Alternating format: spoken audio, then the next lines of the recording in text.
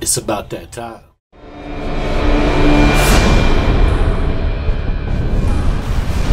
Hail to the Redskin. Go, Redskin.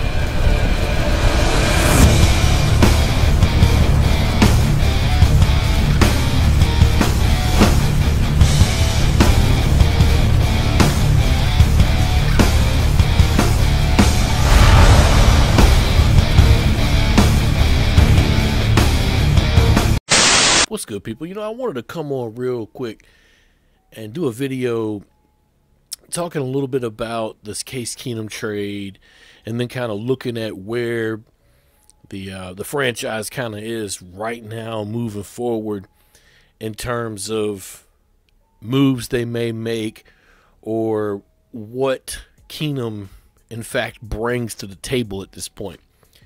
Now, I realize that over the last 24 hours that there may be a little bit of a roller coaster ride for some with emotions. Now, I will fully admit to the fact that I still don't really understand the outrage over this move. It almost seems like some Redskin fans are just trained to immediately overreact. I don't know how that's happened. I've said before in previous years, back when I made trash talking videos and then I'd eat crow, and I tell people it kind of feels like, and I'm not trying to down talk any form of abuse, but it kind of feels like a person who's been abused over a certain amount of years. It's like spousal abuse syndrome. And you keep thinking, oh, they're going to get better. But I do fully believe that the front office, as far as the brain trust that's in charge of drafting and in charge of the roster itself, is doing their job well. Now, I don't particularly like Bruce Allen, and neither does the next man, but that's no reason to stand over top of the organization and try to critique every single move like it's the end of the world. But that being said, the Skins had to do something to get a cheap quarterback, and they did it while giving up nearly nothing. And, you get a low dollar cost for a guy who's 1 year removed from the NFC title game. And I know that last year with the Broncos, he didn't have the greatest season in the world. Also, the Broncos didn't exactly have the greatest offense in the world with a head coach, first-year head coach, I might add, that did not do a very good job. Went head-to-head with the general manager over there in Elway. Everybody's ready to cast Case to the side, and that's okay. That's fine. I mean, I'm not going to stand up for him. He's not like really anything to write home about, as I said in my previous video. But folks, it's just an insurance policy, okay? It's there in case we can't get Rosen or someone else that's capable of being a starting quarterback. The Redskins are not going to come out and tell us that they believe that Colt McCoy is not capable of staying healthy. They're not going to come out and tell us that because they're hoping that McCoy can somehow buck the trend. But they know deep down inside they need other players. I'm sure everyone can remember how it was for us last year after Colt and Alex went down, right? I mean, Sanchez, anyone? So I'm really looking at this as a insurance policy / depth chart kind of move at this point, taking it fully at face value, okay? Case is serviceable. He quarterbacked the Vikings to the NFC title game in 2017. He has no injury history to talk of. He started 30 consecutive games, and he's going to make $125,000 more than Colt McCoy. That opens up the options. Plus, you also have to remember that neither one of those quarterbacks, Colt McCoy or Case Keenum, are guaranteed anything by the Redskins. Anything. So it's not like their contract is looming over them, and next year they'll both be free agents and they'll be able to move on with quarterbacks of the future. All of this is pushing towards the Redskins probably selecting a quarterback in the draft or making a push to do the Rosen trade. And you have to start thinking about it. The Redskins are going to carry 3 quarterbacks. They're going to. They learned last year that they can't do it with 2. They're going to carry 3. And at the very least, if they decide to only carry 2, they're going to do it all the way up to the last week before the regular season. And then I'd almost be willing to bet you they still carry 3. But this past week, Josh Johnson just had ankle surgery. You know, there's no guarantee he'll even resign with the Redskins to our roster. And he probably won't unless they trade Case. And even then he might not. They might pick up an undrafted free agent and try to go that route. You know, Josh was a last-minute Hail Mary that won us a game. Case is a mid-tier quarterback at a bargain basement price. $3.5 million is way cheap. I mean, that's cheap. I realize it's more than what we would pay for Rosen after we made the trade, because Rosen's guarantees and such would have been paid by Arizona. But in comparison, Mike Glennon made $16 million as a backup in 2017. Okay, and then in turn made $5 million just last year in Arizona. And Case is better. So you know, that's you got to look at it from the right perspective.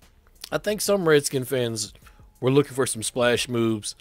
This team just doesn't have the capability of making that, and I don't really think they want to be quite honest with you. You know, the cap capability is one thing, because like I'll talk about in a second, they have options that they could do where they could free up a whole bunch of cap space. Post Case Keenum trade, the Redskins are still a player in a possible Rosen trade if it happens. Remember now, Arizona is playing poker right this moment.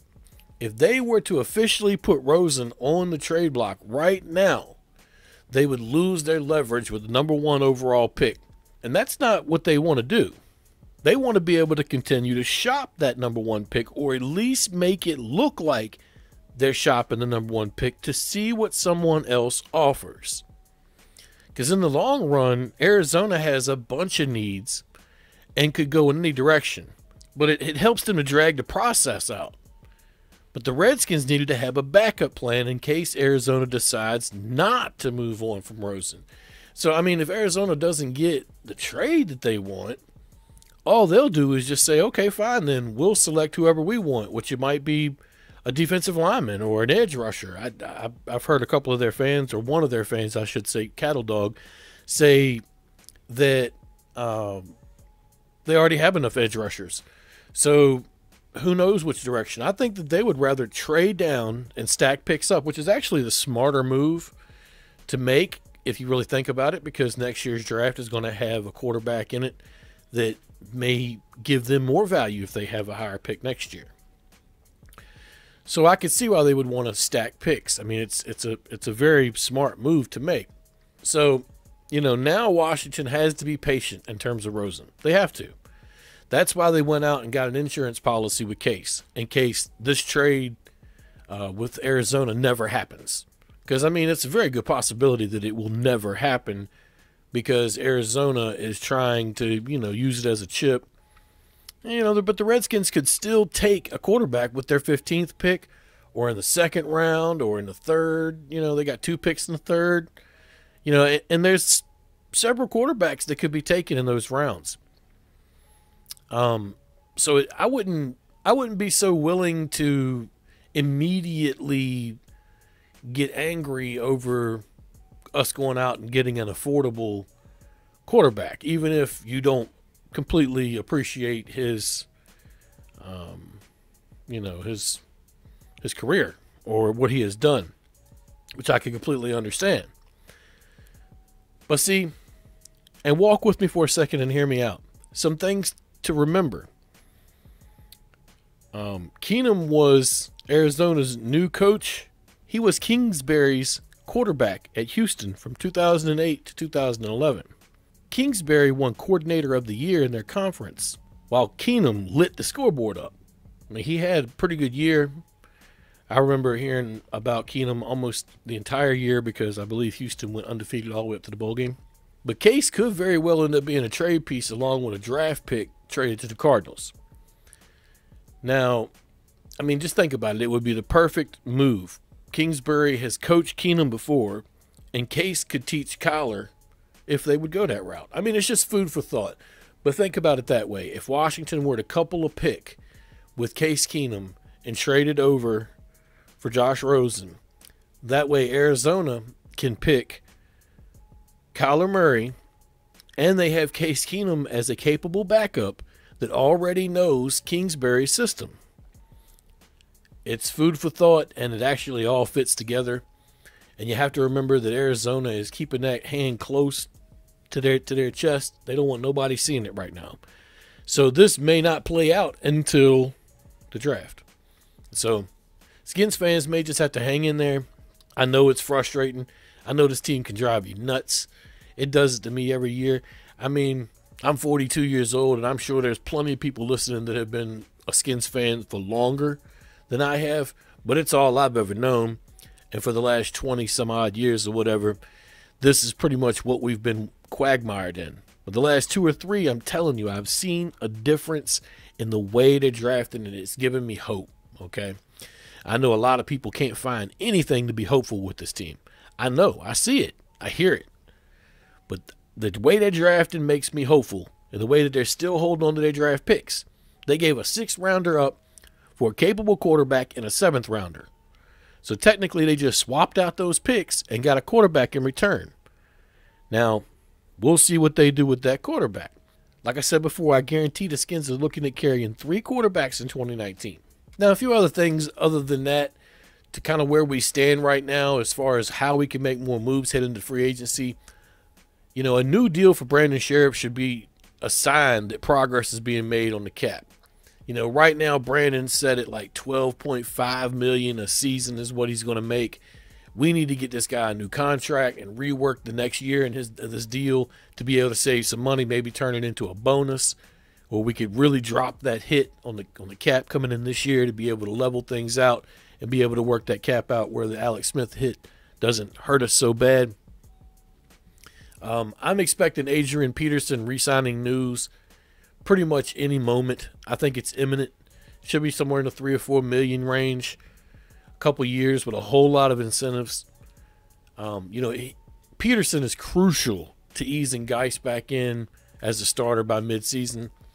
The way I look at it is, even though Geis feels like he's ready to go now, I really don't want to take his word fully. I want to ease him in. I want to start it out as Adrian Peterson being 100% our back, kind of having Geis as the change-up back, and then Thompson as the complete change of pace and as the third down guy. And then by week 4 or 5, when you want to start giving Peterson less carries so he doesn't get hurt, you start working Geis in, and before you know it, Geis is the main guy, and you're working Peterson in. That's the way I'd like this to work. And I believe that our offense would be pretty tough to beat if they could do that. Major decisions are coming soon involving Josh Norman, Jordan Reed, Vernon Davis, Stacy McGee, Zach Brown, and Mason Foster. Although I will say that Foster may survive a roster purge or trade or however it goes down, depending on what they get in the draft coming up. I'm not certain with the other guys, though. Those guys are on the line. I mean, just a quick glance. Norman, we can save $8.5 million. Reed, we could save just over $6 million. Davis, we could save just over $5 million. McGee, we can save just over $2 million. Brown, we could save $5.75 million. And Foster, we could save $4 million. Now, I realize that'll leave us with some dead cap in there that will be hitting on the cap itself, but the money we would save would make it worth it, okay? It would. Now, I'm not saying all those guys would have to go, but, that's not to mention they could save $10 to $15 million on restructuring Kerrigan and Trent Williams. But roughly, they could save $31 million in roster moves right there, not including the Sheriff deal. That should save them around $5 or $6 million.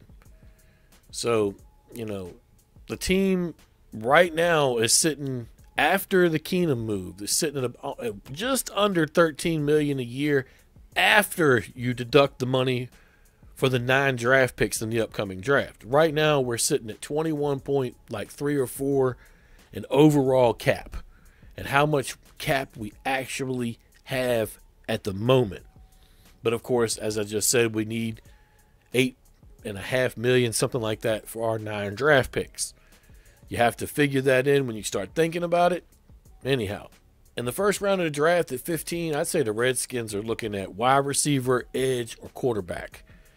You know, as far as single players, I do have a mock draft coming real soon. I'm just going to do Redskins mock drafts through Fanspeak from here on out.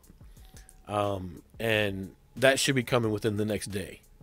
So keep an eye out for that. And that should be something that's more regular each week. You know, it probably at least 1 or 2 of them a month as we get closer, you know, to the draft.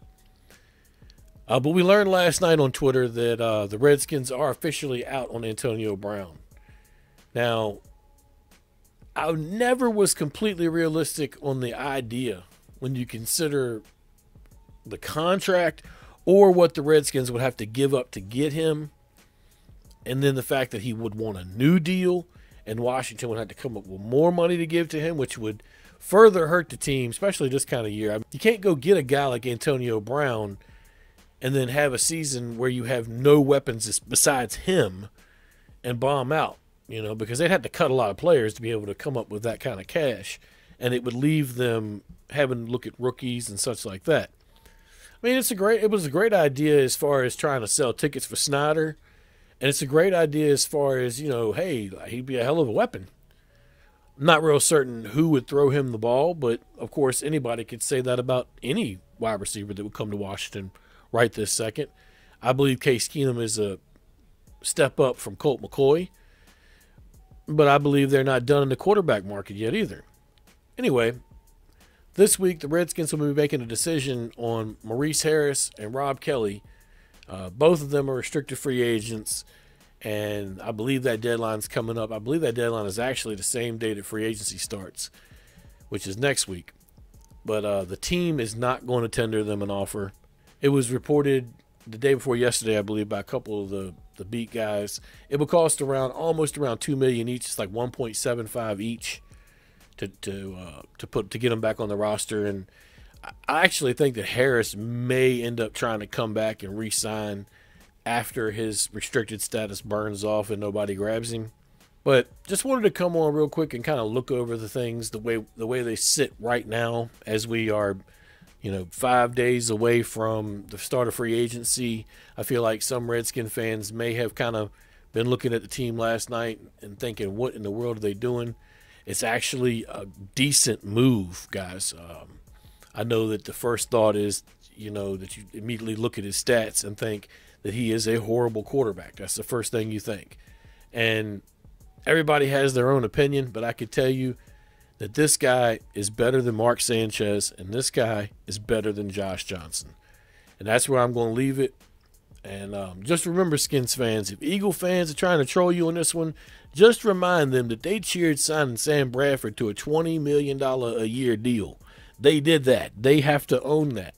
Cowboys trolling, remind them that Dak is about to get paid $30 million a year.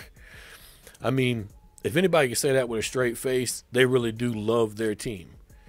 So keep that in mind. That's about all I got today. Head of the Redskins. Peace.